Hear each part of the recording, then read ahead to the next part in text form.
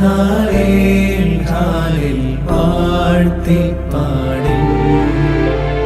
നേലിറയർ ബേഥലഹേമിൽ വാഴ്ത്തിയപ്പോ വാഴ്ത്തിപ്പാടിൻ. ദൈവാത്മജനേ വാഴ്ത്തിപ്പാടിൻ. ദൈവാത്മജനേ. പിതാവിനും പുത്രനും പരിശുദ്ധ റൂഹായിക്കും സ്തുതി, ആദ്യം മുതൽ എന്നും എന്നേക്കും തന്നെ. ആമേൻ.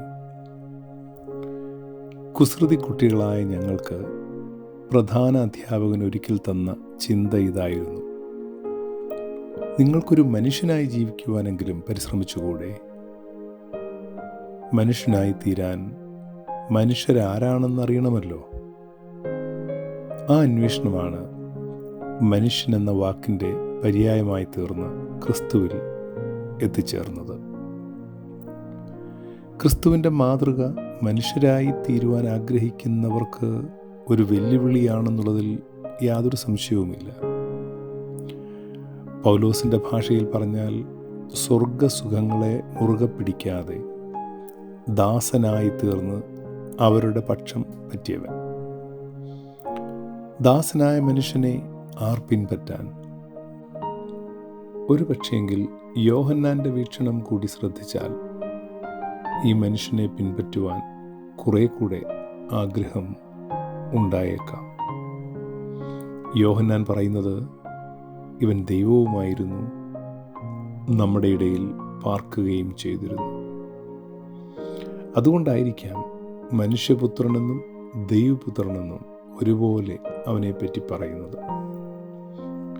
ക്രിസ്തുവിനെ പോലെ ദാസനും ദൈവവുമായ മനുഷ്യരായി മാറുന്നതിനോട് വിയോജിപ്പുള്ള ഒരു കാലഘട്ടത്തിൻ്റെ വക്താക്കളാണ് നാം എന്നുള്ളതിൽ തർക്കിക്കേണ്ട കാര്യമില്ലല്ലോ. യഥാർത്ഥ മനുഷ്യനായി ജീവിക്കുന്നുവെങ്കിൽ നീയൊരു ദൈവികനായി തീരുന്നു എന്നുള്ള പഠിപ്പിക്കൽ ചുരുങ്ങിക്കൊണ്ടേയിരിക്കുന്നു. പ്രധാന അധ്യാപകൻ തന്ന മനുഷ്യനാകുവാനുള്ള ആഹ്വാനം ക്രിസ്തുവെന്ന ദാസനിലൂടെ കാണുമ്പോൾ എന്തെന്നില്ലാത്ത ദൈവികാനുഭൂതിയിലേക്കുള്ള വളർച്ചയാണെന്നുള്ള ബോധം സർവജനത്തിനുമുള്ള മഹാസന്തോഷമാണെന്നുള്ളതിൽ യാതൊരു തർക്കവുമില്ല. നമ്മെ അത്തരത്തിലുള്ള ഒരു മനുഷ്യനാകുവാനുള്ള ഓർമ്മപ്പെടുത്തലിൻ്റെ പേരാണ് ക്രിസ്മസ്.